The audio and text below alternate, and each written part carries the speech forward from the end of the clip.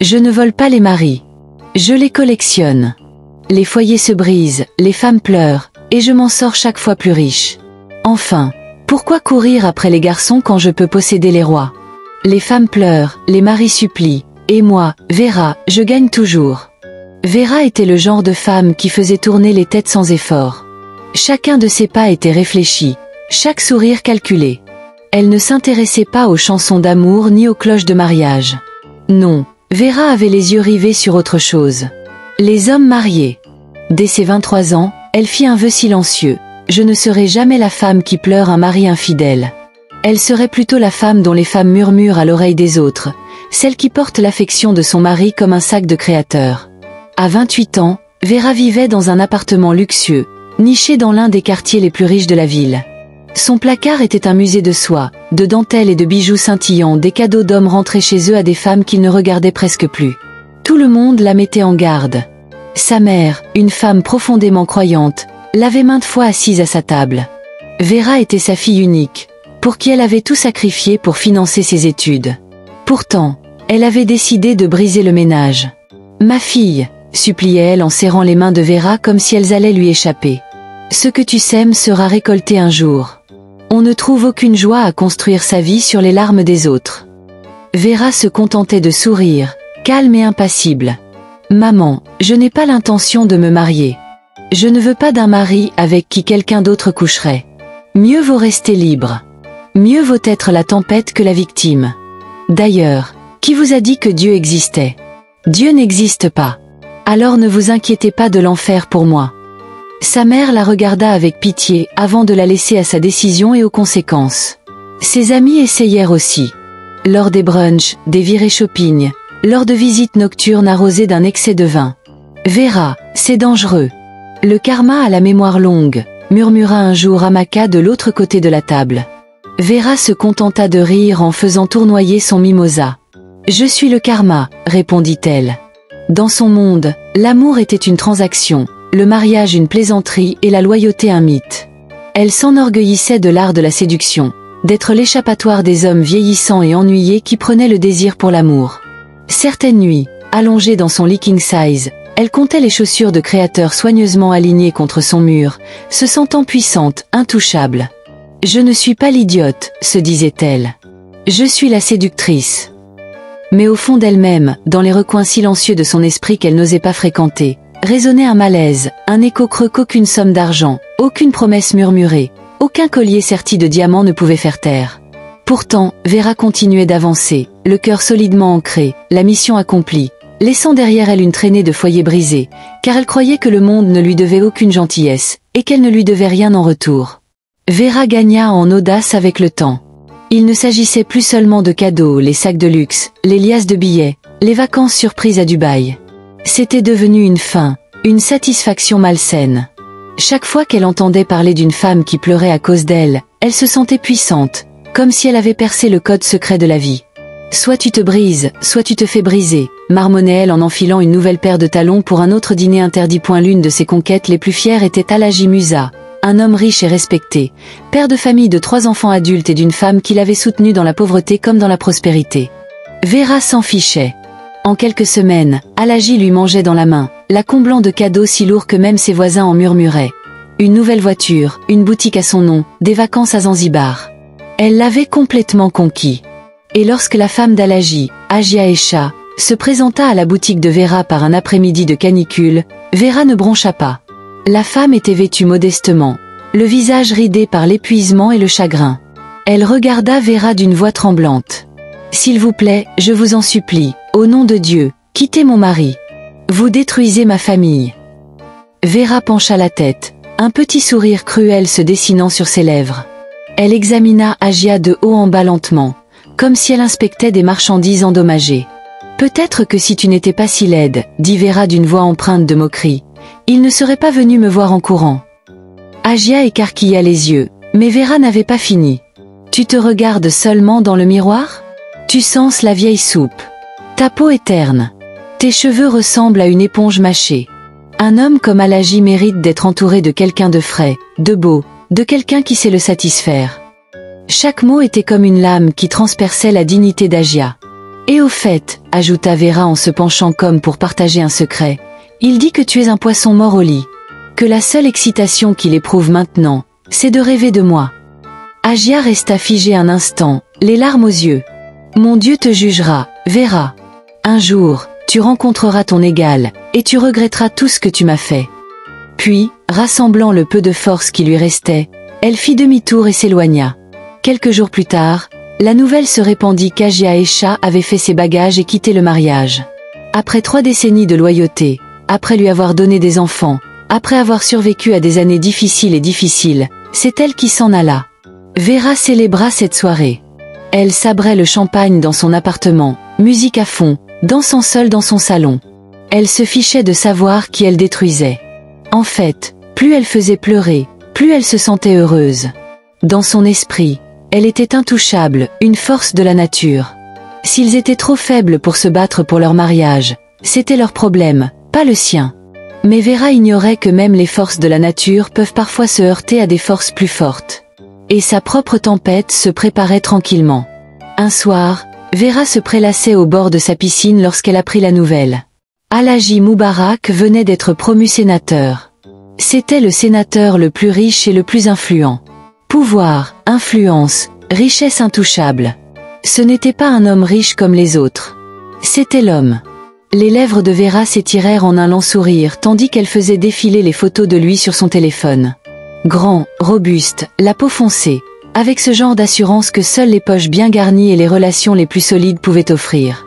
Il sera à moi, pensa-t-elle en sirotant son vin, par tous les moyens nécessaires. Mais Vera savait qu'Alhaji Moubarak n'était pas comme les autres. Il avait une femme aussi influente que lui, une femme que beaucoup craignaient. Son cercle politique était restreint, ses mouvements surveillés. Les charmes ordinaires et les regards séducteurs ne lui suffiraient pas. Il lui fallait quelque chose de plus. Ce soir-là, Vera s'enveloppa dans une magnifique robe en pagne et fit 2 heures de route hors de la ville, jusqu'à un village où le monde moderne s'inclinait encore devant les anciens dieux. Là, cachée derrière la place du marché et l'épaisse voûte d'arbres, se trouvait la femme qui avait été son arme secrète pendant des années, Mamie, la grande femme de l'esprit de l'eau. L'air de la hutte de Mamie sentait le sel et le feu, chargé d'une odeur de vie. Mamie était assise sur son trône de caurie et de bois, son regard gris perçant et entendu. « Tu es de retour, » dit Mamie sans tourner la tête, tout en remuant une casserole d'un liquide épais et bouillonnant. « Tu veux quelque chose de plus grand cette fois ?» Vera s'agenouilla sur la natte tissée sans qu'on lui dise quoi que ce soit. « Mamie, » murmura-t-elle. « J'ai besoin de lui. Alhaji Moubarak. J'ai besoin qu'il tombe amoureux de moi, qu'il soit fou de moi. Je veux qu'il quitte tout pour moi. » Mamie ricana, un bruit comme une vague s'écrasant contre les rochers. Plus le poisson est gros, plus le prix est élevé, mon enfant. Vera ne broncha pas. Elle avait depuis longtemps décidé que son âme avait été prêtée à ce chemin, le jour où elle avait goûté pour la première fois au pouvoir de faire ramper un homme marié. « Je suis prête, » dit-elle. À l'aube, le rituel était accompli. Maman l'avait baignée dans une bassine d'eau enchantée, lui avait murmuré des mots interdits à l'oreille, lui avait noué un cordon rouge à la cheville et lui avait appliqué une huile étrange au creux de la gorge. « Tu es désormais la tempête à laquelle il ne peut échapper, » déclara maman. « Mais fais attention, mon enfant. Plus tu grimpes, plus dure sera la chute. » Vera s'en fichait. Les avertissements étaient pour les faibles. Quand elle quitta le village, elle n'était pas seulement confiante. Elle se sentait invincible. Elle sentait presque la puissance palpiter sous sa peau électrique, dangereuse. 2 jours plus tard, elle s'habillait pour l'événement où elle savait qu'Alhaji Moubarak se produirait. Un gala de charité réunissant la fine fleur de la ville. En entrant dans la salle scintillante, sa robe moulant ses courbes comme une seconde peau, son parfum comme une arme dans l'air, Vera sourit intérieurement. Ce soir, le vrai match allait commencer. Et elle était prête à gagner. La salle de bal scintillait de lumière dorée, les lustres dégoulinant de gouttes de cristal sur les hommes en costumes élégants et les femmes drapées de diamants. Vera entra telle une reine sans couronne, mais tout le monde le sentait malgré tout. Les têtes se tournèrent, les conversations s'interrompirent au milieu d'une phrase. Même la musique du groupe sembla s'adoucir un instant, comme si la salle elle-même respirait pour elle. Mais les yeux de Vera étaient fixés sur une cible, Alhaji Moubarak. Il se tenait près de la table du gouverneur, riant de ce rire profond et autoritaire qui résonna dans toute la salle. Son agbada était d'un blanc immaculé, flottant autour de lui comme une robe royale. Sa montre à elle seule pouvait lui permettre d'acheter une maison à Banana Island. Les lèvres de Vera s'ouvrirent en un petit sourire entendu. Elle ne se précipita pas. Elle se déplaçait comme de la soie, se faufilant à travers la foule, chronométrant parfaitement son entrée. Elle attendit qu'Alagi lève les yeux une seule fois, et que leurs regards se croisent. C'était fini. Le pouvoir que maman avait insufflé en elle était maintenant vivant, bourdonnant dans l'espace entre eux. Son sourire s'estompa, son rire se bloqua dans sa gorge. Et tel un papillon de nuit attiré par la flamme, Alagi Moubarak se retrouva à marcher vers elle, oubliant le discours qu'il était censé prononcer, les dignitaires qu'il était censé saluer, et surtout, sa femme qui l'observait de l'autre côté du couloir. « Bonsoir, ma belle », dit-il d'une voix presque rauque. Vera sourit timidement, jouant son rôle. « Bonsoir, sénateur. »« Nous sommes-nous déjà rencontrés ?» demanda-t-il, sachant déjà que la réponse était non, mais cherchant désespérément un fil n'importe lequel pour se lier à elle. « Non, » dit doucement Vera, son parfum l'enveloppant comme un filet. « Mais j'ai l'impression que c'était notre devoir. » Il ne tarda pas à abandonner complètement le gala. Ils étaient assis seuls dans un salon privé à l'étage, le champagne coulant à flots, Vera riant doucement à ses blagues, effleurant sa main de ses doigts juste assez pour lui brûler la peau. Alagi Moubarak était fichu. À la fin de la soirée, elle lui donna son contact point. « C'est différent », murmura-t-il d'une voix chargée d'un mélange d'émerveillement et de désir. Vera se pencha, laissant son souffle lui chatouiller l'oreille. « Parce que c'est le cas », murmura-t-elle. Quand elle retourna à sa voiture, elle avait déjà 3 appels manqués de sa part. Elle sourit dans le noir, jetant sa pochette sur le siège passager. Une autre maison sur le point de brûler. Mais au fond d'elle, quelque chose semblait différent cette fois. Leur relation s'épanouit telle une fleur interdite, sauvage, téméraire et époustouflante. Alagi Moubarak devint obsédé. Voir Vera une fois par semaine, ou 2, ne lui suffisait plus. Bientôt, il exigea sa présence quotidienne. Petits déjeuners matinaux dans des appartements secrets, longs après-midi cachés dans des hôtels de luxe, appels nocturnes où il la suppliait simplement d'entendre sa voix. Il la gâtait d'une manière qui faisait passer ses anciens amants pour des amateurs. Un nouveau Range Rover à son nom sur les papiers, un duplex niché au cœur de l'Eki, un flot incessant de dollars enveloppés dans des boîtes de velours. En public, il restait le sénateur parfait, digne, respectable. Mais dans les bras de Vera, il était un homme perdu. Il l'appelait sa paix, son addiction, son second souffle. Vera, pour une fois, se retrouva elle aussi prise au piège. Il n'était pas seulement riche. Il était puissant. Les hommes se levaient lorsqu'il entrait dans les pièces. Les femmes inclinaient la tête en signe de respect. Les gouverneurs lui chuchotaient. Les hommes d'affaires recherchaient son approbation. Et tout ce pouvoir, toute cette grandeur intouchable, s'inclinait silencieusement à ses pieds. Vera savait qu'elle avait gagné. C'était plus grand que tout ce qu'elle avait jamais goûté, et elle n'avait pas l'intention de lâcher prise. À son insu, cette fois, c'était elle qui se faisait prendre. C'était un jeudi soir qu'Alagi Moubarak appela. « Ma reine », dit-il de cette voix grave et mielleuse qui faisait toujours sourire Vera. « Venez à la maison. Je veux te préparer le dîner moi-même. » Vera faillit laisser tomber son téléphone de rire. « Un sénateur entier en train de cuisiner ? Ta femme, Enko ?» la taquina-t-elle en enroulant une mèche de cheveux autour de son doigt. « Tu veux que je vienne me faire découper en morceaux par une dame jalouse ?» Alagi rit. « Du calme, mon amour. Elle est partie en voyage ce matin. Réunion d'affaires à Abuja. Il n'y a que toi et moi. » L'idée était tentante, trop tentante. Pénétrer dans la fosse aux lions était une source d'excitation. Vera s'habilla donc avec soin ce soir-là, choisissant une robe de soie simple et séduisante qui murmurait des promesses à chaque pas. Alors que son Uber entrait dans l'immense demeure du sénateur, le cœur de Vera battait la chamade. Les portes s'ouvrirent sans hésitation. Les gardes, déjà informés, s'inclinèrent respectueusement. « Voyez ma vie », pensa-t-elle avec un sourire suffisant. De la petite nana à la reine. À l'intérieur, la maison était d'un calme absolu, lumière tamisée, œuvre d'art de luxe. Alagi, vêtu d'un cafetan décontracté, attendait au pied de l'escalier avec un sourire enfantin. « Ma reine », dit-il en l'attirant dans un baiser profond et gourmand. « Bienvenue à la maison. » Il la conduisit à la table à manger où 2 plats étaient déjà servis, du poisson grillé, du riz jollof et du jus de fruits frais. « Ah ah !» la taquina Vera en s'installant dans le fauteuil en cuir. « Tu comptes déjà m'épouser? Alagi rit de nouveau, mais il y avait quelque chose de forcé dans son rire. Quelque chose que Vera était trop ivre d'orgueil pour remarquer. Ils mangèrent. Ils burent du vin. Ils flirtèrent. Il la nourrit avec ses mains. Elle le nourrit avec les siennes. L'alchimie entre eux était magnétique, électrique, dangereuse. Puis il se leva et dit « Monte. Je veux te montrer quelque chose. » Vera le suivit en riant. La chambre principale était plus grande que tout son appartement. Des luminaires dorés, des tapis moelleux, un lit king size qui pouvait contenir un village entier. Vera se dégagea de ses talons et s'enfonça dans la douceur. « Attends ici, » dit Alagi à voix basse. Vera s'allongea voluptueusement sur le lit, se sentant comme un chat qui aurait avalé tous les canaris du monde. Et puis, clic, le bruit de la porte qui se verrouilla de l'extérieur. Vera fronça les sourcils et se redressa lentement. « Alagi !» appela-t-elle en riant nerveusement. Aucune réponse. Soudain, la porte de la salle de bain s'ouvrit en grinçant. Debout, enveloppée dans un pagne rouge sang, la tête nouée dans un foulard imposant, se tenait Ajia Salamatu, l'épouse d'Alagi Moubarak. Son visage était calme. Trop calme. Son regard, immobile, était mort. Le sang de Vera se glaça.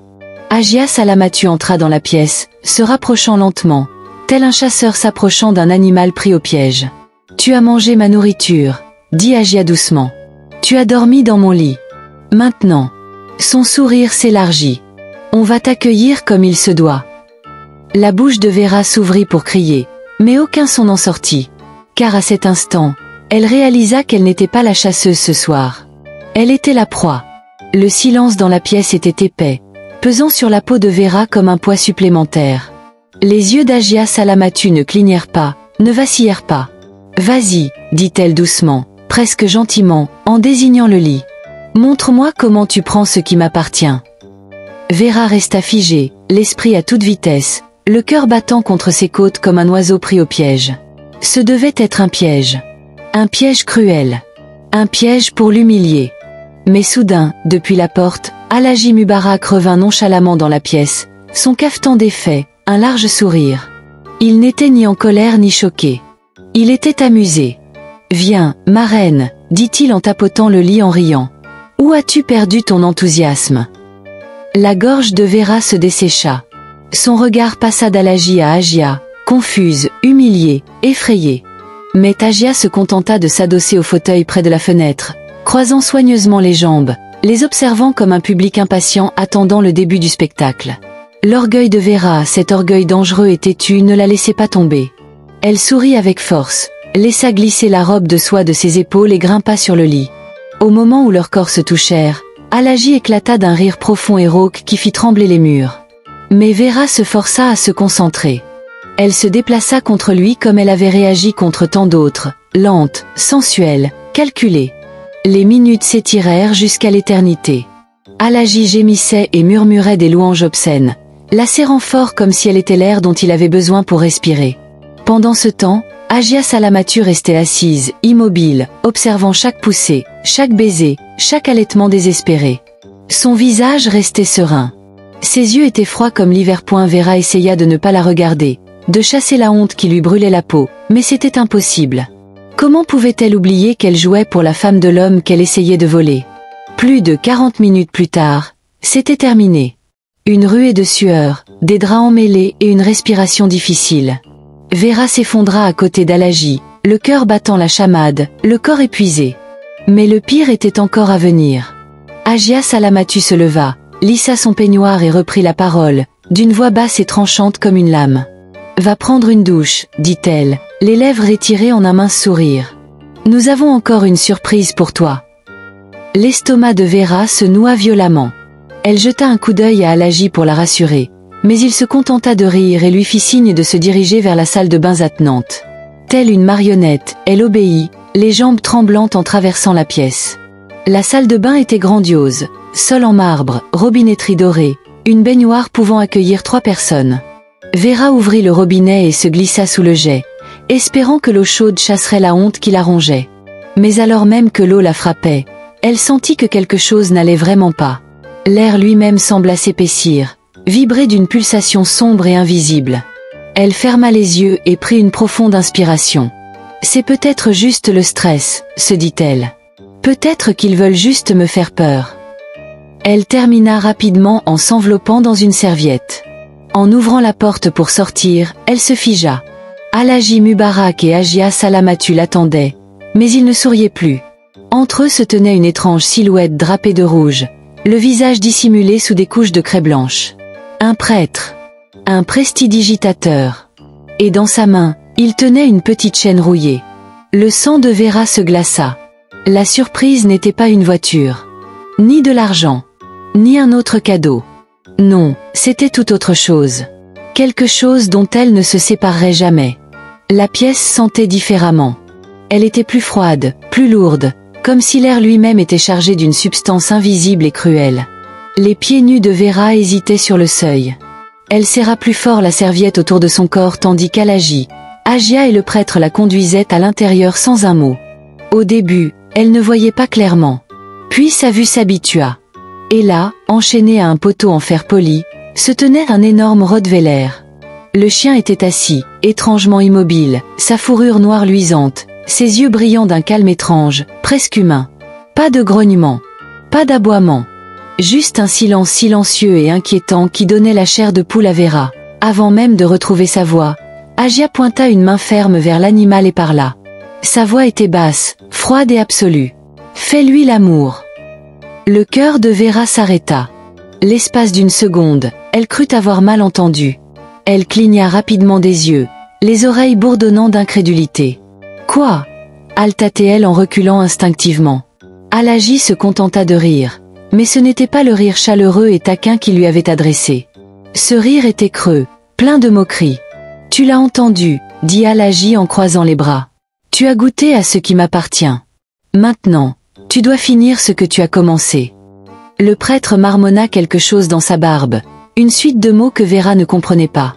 Les chaînes du chien claquèrent légèrement, non pas à cause d'un mouvement, mais presque comme si elle répondait au chant. Vera secoua violemment la tête. « Non, non, tu n'es pas sérieuse » s'écria-t-elle en reculant encore, la panique la submergeant. Mais aucun d'eux ne broncha. Aucun d'eux ne sourit. « Tu vas le faire » dit simplement Hajia, son regard transperçant Vera comme une lame. « Ou tu quitteras cette maison d'une manière que tu ne peux imaginer. » Vera sentit les murs se refermer sur elle. Sa respiration était courte et saccadée. La pièce tournoya. Ce n'était plus de la séduction. Ce n'était plus du pouvoir. Ce n'était plus la vie glamour et dangereuse dont elle s'était vantée. C'était tout autre chose. C'était le mal. Des larmes lui montèrent aux yeux. Ses lèvres tremblèrent. Elle serra plus fort la serviette, secouant la tête à plusieurs reprises. « Je ne peux pas » murmura-t-elle.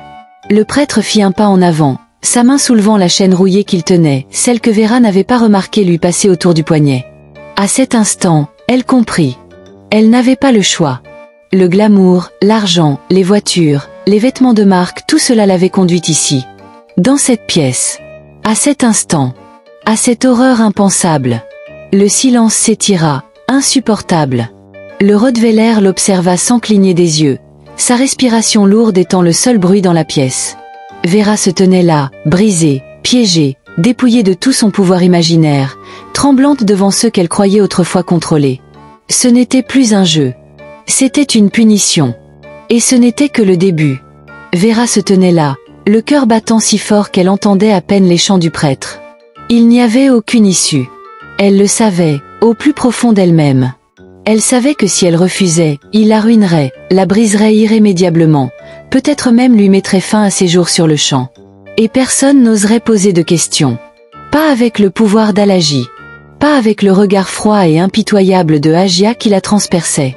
Alors Vera s'exécuta. Morte intérieurement, des larmes coulaient silencieusement sur ses joues. Elle leur obéit. La pièce lui semblait irréelle, comme si elle flottait hors de son corps, regardant un film d'horreur qu'elle ne pouvait arrêter. La honte. Le dégoût. L'effondrement définitif du peu de fierté qui lui restait. Tout cela pesait sur elle, l'étouffait, la rongeait de l'intérieur. Une fois ce fut fini, elle rampa loin du chien, serrant la serviette autour de son corps tremblant, brisée et humiliée au-delà de tout ce qu'elle avait pu imaginer. Mais ce n'était pas fini. Pas encore. Sans un mot, Hajia Salamatu ramassa un long fouet en cuir dans un coin de la pièce, comme s'il l'attendait là depuis le début. D'un geste rapide et expérimenté, elle frappa Vera dans le dos. Vera hurla et tomba à genoux. Le son résonna dans la pièce froide, mais aucune pitié ne suivit. « Tu crois pouvoir prendre ce qui m'appartient ?» La voix d'Agia était tonitruante, teintée de fureur. « Tu crois pouvoir détruire ma maison et repartir en souriant ?» Elle frappa le fouet à plusieurs reprises. Chaque coup transperçait la peau de Vera comme du feu. Vera sanglotait, se couvrant la tête, essayant de se recroqueviller. Mais les coups pleuvaient sans pitié. Puis, à travers sa vision trouble, elle vit Alagi rire. Rire comme si c'était la chose la plus drôle qu'il ait jamais vue. Il se joignit à lui. Il prit un autre fouet des mains du prêtre, et ensemble, mari et femme la frappèrent comme si elle était un animal. « Une chose. Tu n'approcheras plus jamais de mon mari, » cracha Agia entre ses cils. « Ni dans cette vie, ni même dans tes rêves. » Quand ils eurent enfin terminé, Vera gisait tremblante sur le sol de marbre froid, son corps couvert de marques de brûlure. Le prêtre murmura un dernier chant et fit un geste dédaigneux. Elle fut libérée. Pas d'excuses. Pas d'explication. Juste une porte ouverte. Vera se releva en titubant, serrant toujours la serviette déchirée, son corps hurlant de douleur. Elle sortit du manoir en titubant, pieds nus, meurtrie, briser le grand portail béant comme pour se moquer d'elle. L'air de la nuit la gifla au visage, cruel et froid. Son téléphone était mort. Pas de voiture. Pas de transport. Elle n'arrivait même pas à réfléchir assez clairement pour demander de l'aide. Alors, elle fit la seule chose qu'elle pouvait. Elle courut dans les rues désertes, sous les lampadaires clignotants, pieds nus et ensanglantés. Elle courut. Chaque pas lui envoyait des éclairs de douleur dans tout le corps, mais elle ne s'arrêtait pas. Les larmes et la honte brouillaient sa vision, mais elle ne s'arrêtait pas, elle avait couru après les hommes mariés pour le pouvoir. Elle avait atteint le sommet avec fierté. Maintenant, elle apprenait que certains sommets s'accompagnent d'une chute si profonde qu'on pourrait ne jamais se retrouver. Et Vera venait juste de commencer sa chute. Lorsque Vera arriva enfin à son appartement, l'aube était presque levée. Elle tâtonna avec ses clés, ses doigts tremblant si fort qu'il lui fallut plusieurs essais pour les insérer dans la serrure. Dès que la porte s'ouvrit, elle ne prit pas la peine d'allumer. Elle trébucha directement dans la salle de bain, arracha la serviette déchirée et se jeta sous la douche froide. L'eau glacée s'écrasa sur sa peau. Mais ce ne fut pas suffisant. Elle prit une éponge et du savon et se mit à frotter avec acharnement, avec désespoir, comme si elle pouvait érafler la nuit, la honte, l'humiliation. Elle frotta jusqu'à ce que sa peau soit irritée et irritée, jusqu'à ce que ses ongles s'enfoncent dans sa chair, jusqu'à ce que le sang et l'eau se mélangent et s'écoulent en spirale dans le siphon. Elle voulait s'extirper de son propre corps. Des sanglots lui secouaient la poitrine. Des cris profonds et gutturaux qu'elle ne parvenait plus à contrôler. Vera, l'intouchable, la fière, la séductrice n'était plus qu'une jeune fille brisée, se griffant la peau, noyée dans la haine de soi. « Comment en suis-je arrivée là ?» murmura-t-elle entre deux halètements, le front pressé contre le carrelage froid. Les souvenirs de toutes les maisons qu'elle avait détruites envahirent son esprit. Les épouses en pleurs. Les enfants brisés. Les familles qu'elle avait ruinées en riant. Chaque moquerie qu'elle avait lancée à une femme en pleurs lui résonnait maintenant en retour, plus fort, plus aigu. « Je suis pire que tous », pensa-t-elle amèrement. « Je suis le monstre dont j'ai toujours ri. » Elle frotta plus fort, les larmes se mêlant à l'eau, mais aucun savon ne pouvait laver la saleté qui l'habitait. L'argent, les hommes, les faux sourires, tout cela ne signifiait plus rien. Pour la première fois de sa vie, Vera se détestait.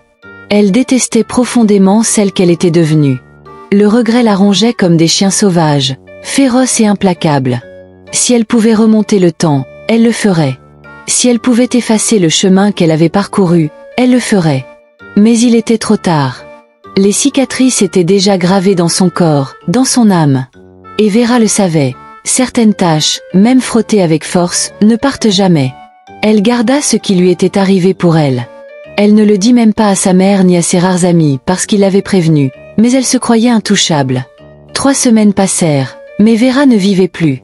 Elle existait, tout simplement. Elle mangeait à peine. Elle dormait à peine. Chaque nuit était hantée par des cauchemars, des visions du regard froid de Agia, du rire moqueur d'Alagi, des chants chuchotés du prêtre, de la rencontre avec le chien. Les marques de fouet brûlaient encore sa peau. Mais c'est la honte qui la dévora véritablement.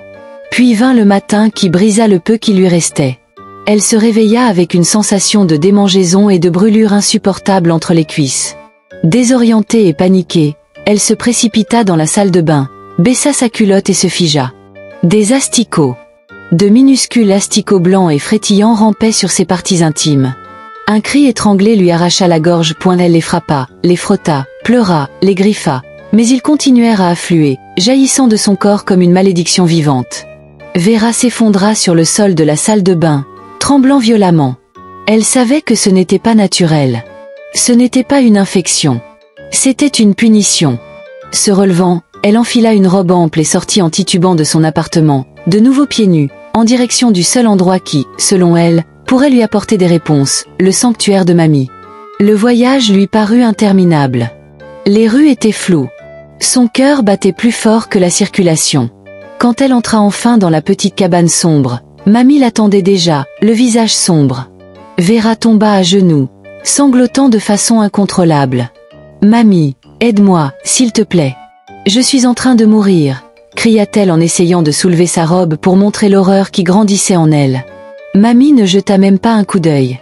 Elle secoua lentement la tête, tristement, comme si elle pleurait quelque chose déjà perdu. « Tu aurais dû venir la nuit même », dit Mamie d'une voix basse, lourde de reproches. « Je te l'ai dit, plus on monte, plus on tombe. » Vera griffa la terre sous elle, ses larmes se mêlant à la poussière. « Je ne savais pas.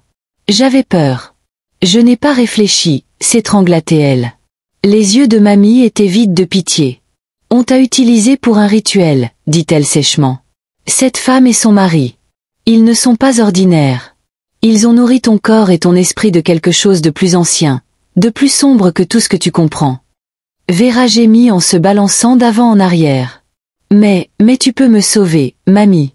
Tu dois me sauver. » La vieille femme se leva, sa silhouette encadrée par les bougies vacillantes. « Il est trop tard, » dit Mamie froidement. « Tu n'es pas venu quand les esprits étaient encore en train de négocier.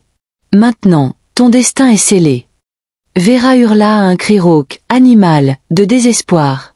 Mais personne ne pouvait l'entendre. Pas d'amis, pas de famille. Elle avait bâti son empire sur des foyers brisés et des amours volés, et maintenant le sol s'effondrait sous ses pieds.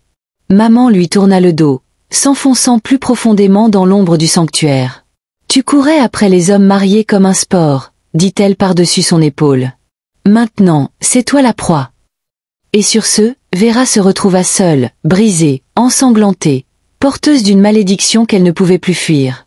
Vera quitta le sanctuaire de maman en courant pieds nus, serrant toujours la robe déchirée contre elle, haletant entre deux sanglots amers. Son corps brûlait. Son âme semblait pourrir en elle. Elle n'avait personne d'autre vers qui se tourner, pas d'amant riche, pas d'amis, juste un espoir désespéré. Mon Dieu! Peut-être que Dieu me sauvera. Elle entra en titubant dans la première église qu'elle trouva, une petite église pentecôtiste nichée entre des boutiques délabrées, dans une rue déserte. Les lourdes portes en bois s'ouvrirent en grinçant tandis qu'elle pénétrait à l'intérieur. Quelques guerriers de prière étaient rassemblés à l'autel, plongés dans une intercession nocturne. Les têtes se retournèrent brusquement en la voyant. Trempée de sueur, les pieds couverts de terre, le regard hagard et creux comme celui d'une femme fuyant l'enfer. « Aidez-moi » halta-t-elle en s'effondrant devant l'autel. « S'il vous plaît, aidez-moi. Ils veulent me tuer. » Le pasteur principal se précipita. Ils se rassemblèrent autour d'elle, lui imposèrent les mains et élevèrent des prières pressantes. La femme du pasteur la couvrit d'un pagne, tandis que d'autres lui ognaient le front d'huile. Mais dès qu'ils la touchèrent, Vera fut prise de violentes convulsions. Elle hurla un son si anormal qu'il réduisit toute l'église au silence.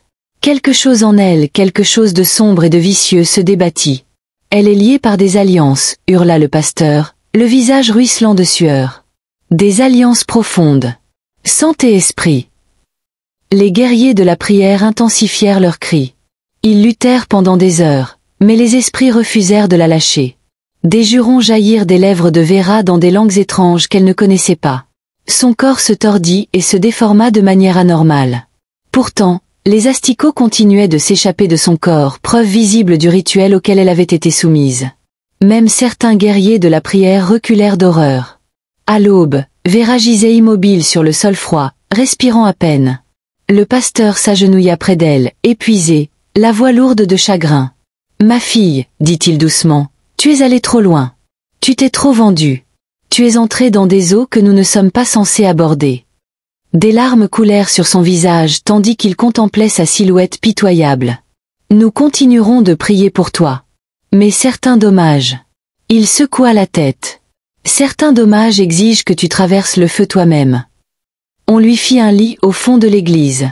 La femme du pasteur lui donna une bouillie liquide, mais Vera pouvait à peine bouger, à peine parler. Sa beauté, autrefois son arme la plus précieuse, s'estompait rapidement. Sa peau autrefois éclatante était maintenant pâle et craquelée. Son regard, autrefois empreint d'arrogance, était désormais terne, distant. 3 jours passèrent. Chaque matin, elle se réveillait plus faible que le précédent. L'odeur de la mort imprégnait son corps, malgré tous les soins.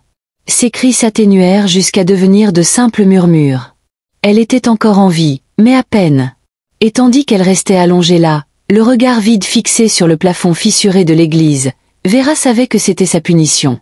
C'était sa dette, pour chaque foyer qu'elle avait détruit, pour chaque larme qu'elle avait moquée, pour chaque avertissement qu'elle avait ignoré. Des larmes perlèrent dans les yeux cernés de Vera. Sa voix n'était qu'une râpe. J'ai été méchante, croassa-t-elle. J'ai détruit des foyers. J'ai ri des femmes en pleurs. J'ai raillé Dieu. Le pasteur lui serra doucement la main, l'encourageant silencieusement à continuer. Les larmes de Vera coulaient maintenant librement, se mêlant à la sueur de son front. Si Dieu peut m'entendre, dis-lui que je suis désolée. Je n'ai plus rien. Même pas moi-même. La pluie s'intensifiait dehors, comme si le ciel lui-même pleurait avec elle. Maintenant, elle était seule, indésirable, abandonnée. Un fantôme vivant d'elle-même. Et même la mort pas encore ne voulait pas l'emporter. Les jours se transformèrent en semaines. Vera restait dans l'église, ombre de ce qu'elle était. Sa peau autrefois parfaite était maintenant décolorée, rongée par endroits. Ses cheveux s'étaient éclaircis, ses joues creusées, sa beauté autrefois éclatante n'était plus qu'un souvenir. Elle passait le plus clair de son temps allongée sur un matelas fin au fond de l'église, le regard perdu dans le vide, son corps trop faible pour bouger. Le pasteur et sa femme continuaient de prier pour elle, la nourrissant petit à petit, mais la guérison ne venait pas. Un soir pluvieux, alors que le tonnerre grondait au loin, Vera murmura au pasteur de s'approcher. Il s'agenouilla près d'elle, sa main posée délicatement sur la sienne.